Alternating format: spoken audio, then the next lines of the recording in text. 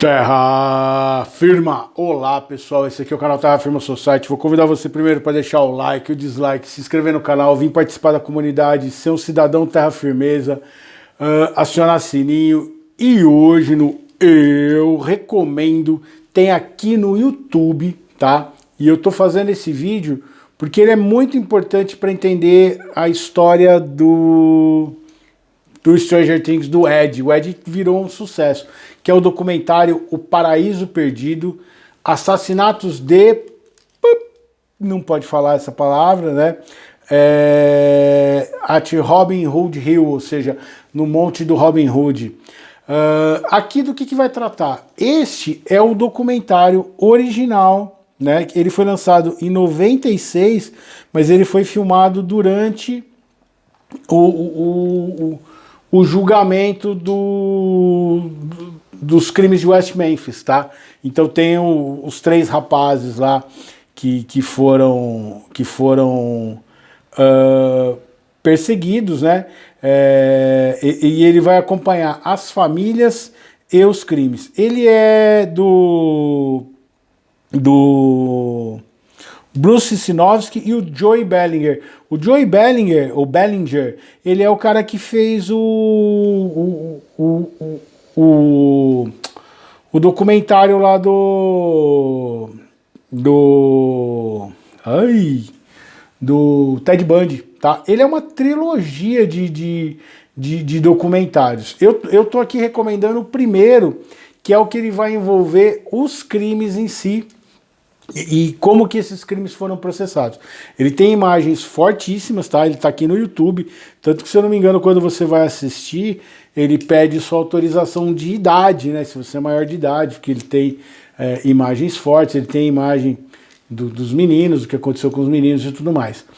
Para quem não sabe do que eu tô falando, o que são os crimes de West Memphis? Tinha 3 garotos que saíram para andar de bicicleta e os meninos não voltaram, e encontraram esses 3 meninos amarrados, fizeram um monte de coisa com eles, assim, coisas muito bárbaras, muito complicadas, assim, que não dá para descrever aqui, apesar de ter o documentário aqui no YouTube, né?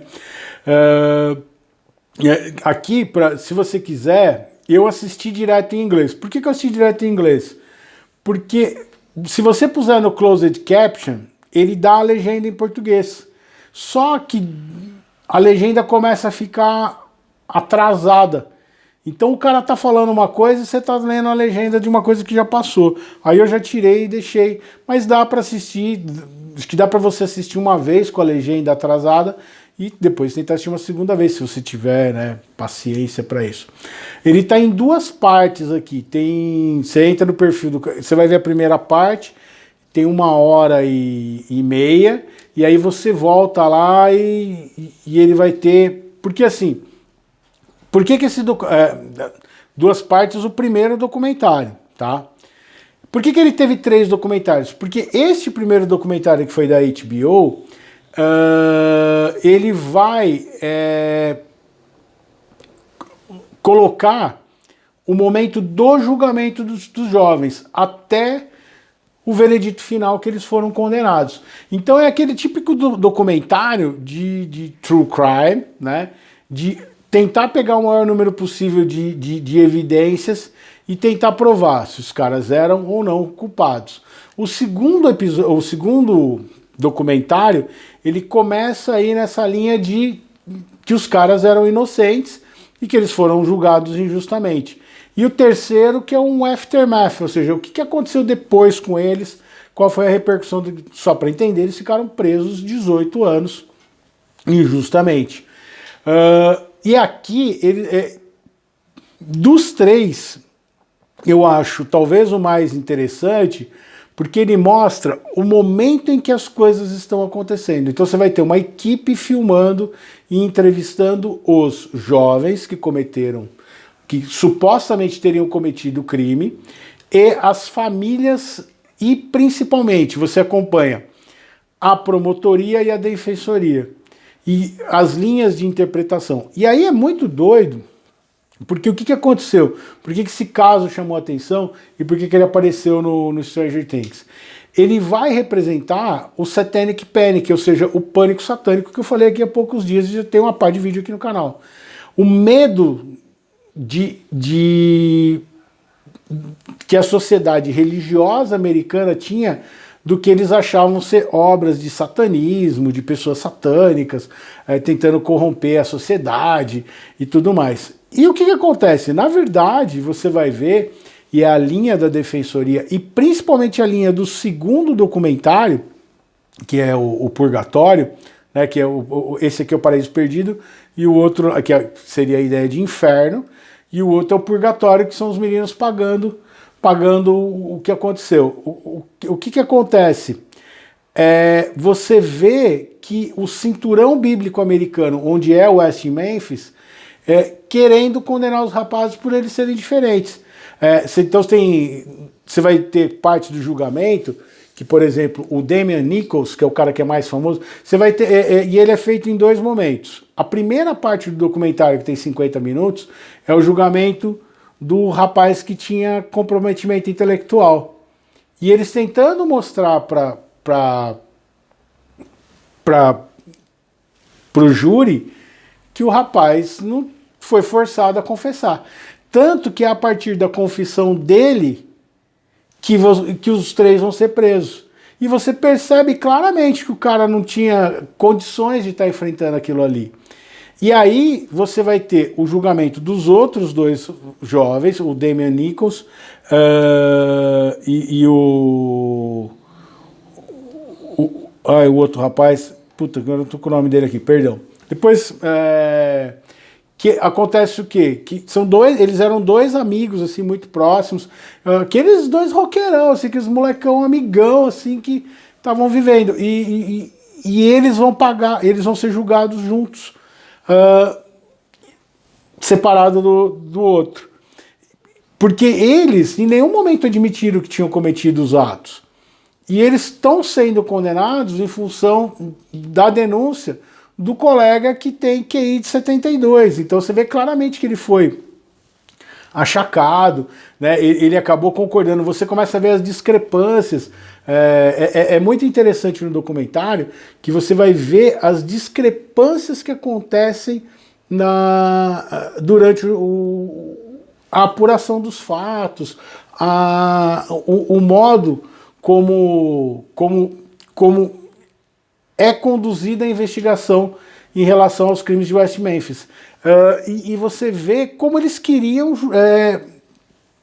condenar os caras. Os caras já estavam condenados antes de começar o julgamento. Ao mesmo tempo, você acompanha a família dos jovens que foram vítimas do que aconteceu. O ódio deles, a revolta, com toda a razão, imaginar o que aconteceu. E aí você vai ter o padrasto que é suspeito de ter sido quem cometeu os crimes de verdade. E você vê que ele tem muita raiva dos meninos assim. E durante é dado um destaque para ele, porque você vai assistindo o documentário, porque chega um determinado momento que os caras falam assim, ó, nós encontramos, por exemplo, a faca que foi encontrada na casa do Damian, que inclusive uma das coisas que é questionada é por que ele mudou o nome dele para Damian. Tem coisa assim, você escreveu Aleister Crowley aqui no seu Book of Shadows. Então assim, eles ficam procurando coisas para condenar os jovens.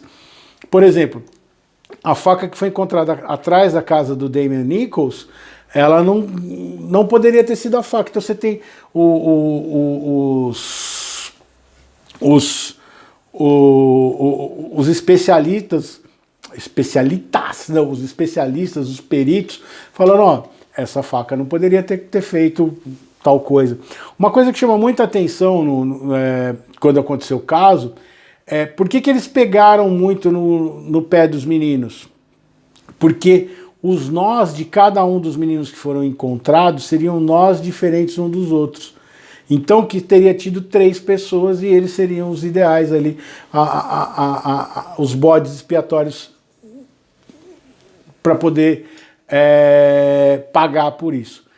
Ao mesmo tempo, tem momentos, e aí isso é dito várias vezes, o Damian Nichols, ele não ajuda muito na imagem que ele passa. Então, alguns momentos ele é extremamente arrogante, né? E principalmente fora do tribunal, que pega algumas filmagens dele que acaba ficando meio dúbio, que é aquilo que eu falei. É o típico documentário para deixar você meio no ar, assim. O cara é vítima, o cara realmente é um criminoso, né? E ali você percebe que eles estão forçando uma situação para condenar os meninos. E eles, os meninos, você percebe que eles tinham uma grande esperança, porque assim, eles sabem que eles são inocentes. Então eles estão assim, pô, como é que vão condenar? Eu tô falando que eles sabem que eles são inocentes, porque depois foi provado que o DNA que foi encontrado não tinha nada a ver com eles. As histórias deles realmente corroboraram que eles foram acusados injustamente, né? Em função do Satanic Panic e tudo mais. Então é muito interessante você ver como que vai se desdobrando a investigação e a Procuradoria não querendo abrir mão de condenar os jovens e a Defensoria tentando atirar para tudo quanto é lado. Tanto que eles vão fazer a ilação de que o padrasto poderia ser um dos responsáveis pelo que aconteceu. Mais para frente, ele se separou da mãe dos meninos, da mãe de um dos meninos.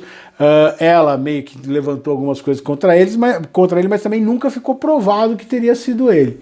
Mas é muito interessante e vale a pena você ampliar essa ideia do caso do West Memphis e entender como que esse documentário foi importante para levantar as dúvidas. Porque assim, mais do que achar um culpado, o que esse documentário faz? Ele levanta a lebre, ele levanta a dúvida de que vocês estão condenando um inocente.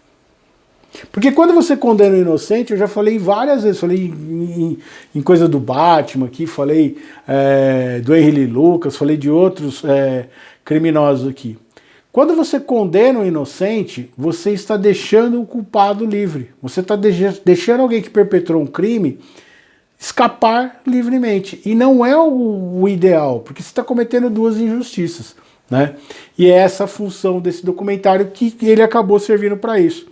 Aí muita gente assistiu, se solidarizou com o caso, né? Johnny Depp, Stephen Tyler, Alice Cooper, o pessoal do Pearl Jam, e começaram a fazer campanhas para arrecadar dinheiro para investigar o caso paralelamente e conseguir uma série de provas que não inocentaram os rapazes, como eu já falei no vídeo do West Memphis e como eu falei no vídeo do Stranger Things.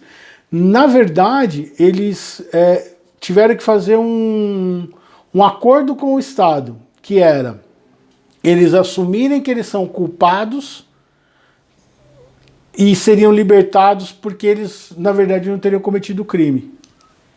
Existe isso na justiça americana, eu já falei isso nos outros vídeos. Para que eles não possam processar o Estado de volta pelo tempo que eles ficaram. Mas nesse meio tempo eles ficaram 18 anos presos. E é muito doido assim, você vai ver, você vai conhecer os jovens melhor, principalmente a primeira parte, 50 minutos, o menino lá que tem as necessidades cognitivas, né?